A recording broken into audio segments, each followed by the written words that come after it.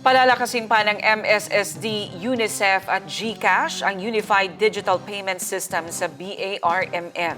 Isang pulong ang ikinasa ng dinaluhan ng mahigit 30 kinatawan mula sa iba't ibang ahensya upang paigtingin ang koordinasyon. Ang News Now sa report.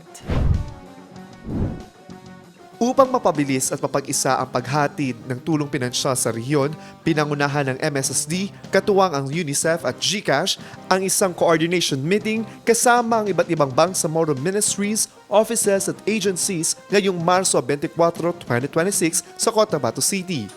Dumalo sa pagpupulong ang mahigit 30 kinatawan mula sa iba't ibang ahensya upang palakasin ang koordinasyon at pag-isahin ang digital payment system sa rehiyon.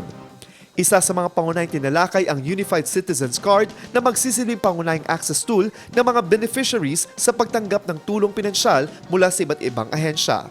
Layunin nitong pabilisin ang proseso, bawasan ang dokumento at gawing mas epesyente at inklusibo ang distribution ng tulong. Binigyang diin ni Director 2 Hasim Jamil ang kahalagahan ng pagtutulungan sa pagsusulong ng digitalization.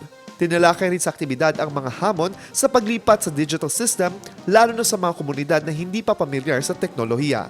Samantala, iprinisenta ng GCash ang kanilang disbursement process kung saan ang Unified Citizens Card ay magsisibiring ID at digital wallet para sa direktang pagtanggap ng tulong pinansyal. Sa pagtatapos ng aktibidad, muling pinagtibay ng UNICEF ang kanilang suporta sa mga partner agencies upang maisulong ang patuloy na kaunlaran at inklusibong paglago sa Bangsamoro. Marcos Uy, iMinds Philippines.